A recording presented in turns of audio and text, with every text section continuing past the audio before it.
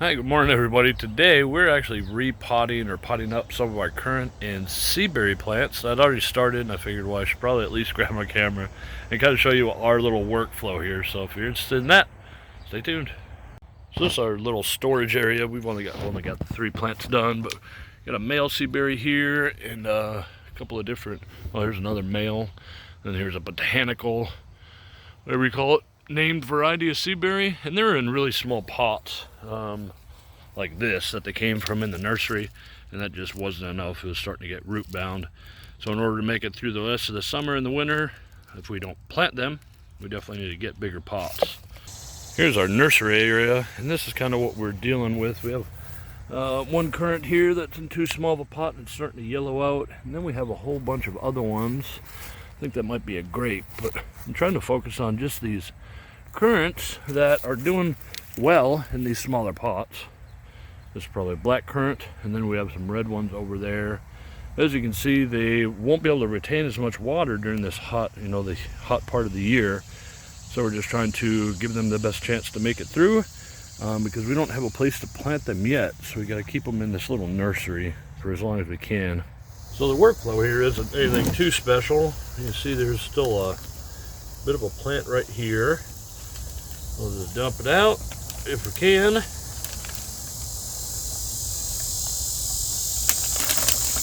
There we go. You can see there's a little bit of grasses in there. We just kind of expose this. And this one, as you can tell, the plant hasn't grown very much and the roots haven't grown very much.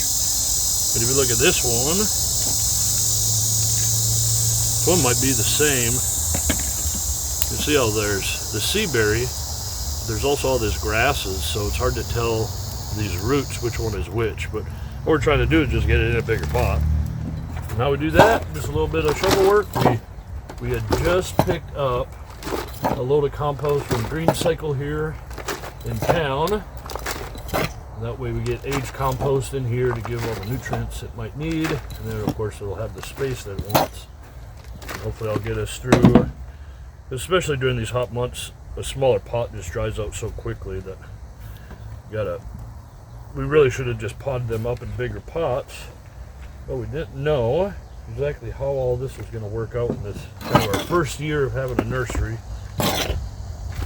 So we're actually now running out of this size of pot, so that's why I'm trying to focus on the sea berries, because I have fewer of them than I do currant. I'm going to have to get on Facebook Marketplace and see if I can get some larger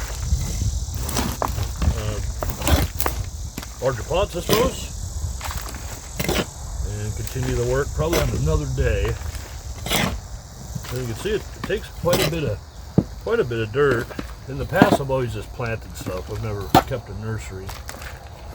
But now that we're doing a landscaping company, one of the selling points is having local like native plants, but also have plants that provide food and that they're actually accustomed to these weather patterns here. They're used to, they can survive a winter, they can survive a summer. They're hardy plants and all that stuff. So that's it's one of our selling points, that if you order a package from us, you'll get plants that have been basically maintained in our backyard by hand, and they'll have a much higher success rate. So I know it looks a little ridiculous, just a little plant there, but it's a seaberry, and I'll keep an eye on this one, and maybe I'll even make a short about it later and go, hey, look, it used to be 2 inches, 3 inches tall, and there we go. So I just gotten done with this one, and then I went to go check, and the camera angle was off. I have it leaning against the side of my truck because I have a cheap tripod and it doesn't fit very well. It doesn't balance, it doesn't equal out, it doesn't do very well. So until I can hire a camera guy, we're gonna have to deal with, I guess, some less than, we'll just have to deal with it the way it is. But this is kind of our work process here. You can see some of our mulch is falling in the deal there. And this plant still has some leaves on it. It's definitely struggling, but I mean, it has quite the crown on it, and it's shooting up other shoots from the root base. So I think this tree will do, or this bush will do just fine. But you can see the size difference in the width and the height. Hopefully that's a good angle. But I'll just fill this up from my pickup bed full of compost and we'll get it planted. I did want to mention also that we'd gotten 1 yard of this aged compost from Green Cycles, a place in town where they're instead of bringing your sticks and your branches and stuff or wherever else to the city, or leaving it on the side of the road for the city to bring it to Green Cycle, you can bring it yourself. It's kind of a weird deal. But you can bring it there and they actually just go through just a mulching process, so you can get rough mulch, which I usually get, that still has leaves in it. And then they have, you know, higher grade stuff. They do some dyeing with whatever sustainable soy-based dyeing, whatever else. But I usually use their last stage in the process is this compost, and I usually get this is our second. I think we've probably got 8 yards of compost this year, and we've used it to fill in some holes from some sugar maples I dug up, and to do all this potting.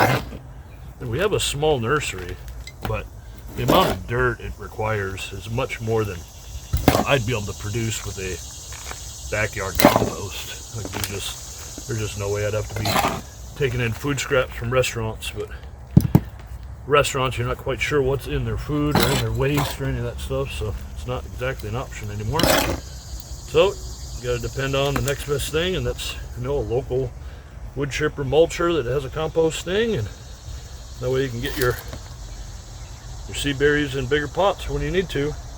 Last up, we'll be putting straw in here, and then we'll get them in the sun back in the nursery and be all right. I'm not going to bore you too much with the details and get this video done, but these are those pots that I just done. We're going to put them over here so they get you're going to get pretty much 24 hours of sun, which may or may not be a good idea, but that's how our nursery is run right now. We don't have any shade cloth. We don't have any perimeter trees to really give us any shade. The best we can kind of do right now is keep pruning these to create some sort of canopy overhead, and that way we can have partial sun for the stuff that needs partial sun.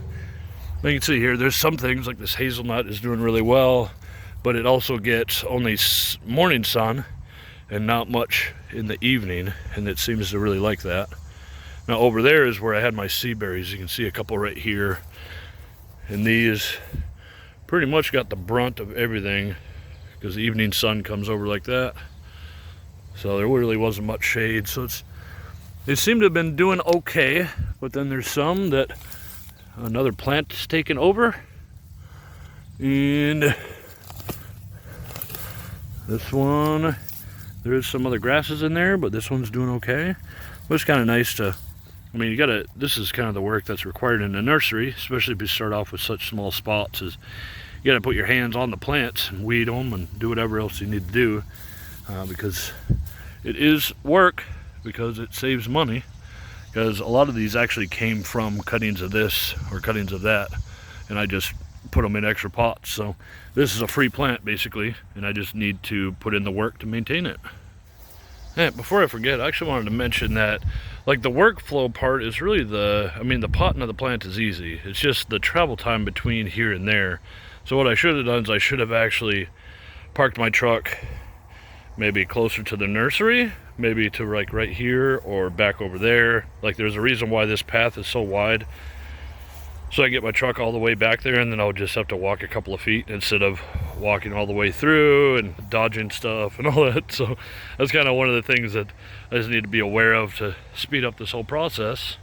And that way the actual maintenance of having a nursery, if I can get everything in bigger pots sooner, if I can get some sort of shade cloth, if I can get some sort of, watering schedule, maybe an automatic water, because I think we're probably wasting water with a hose, especially since we keep forgetting to turn it off.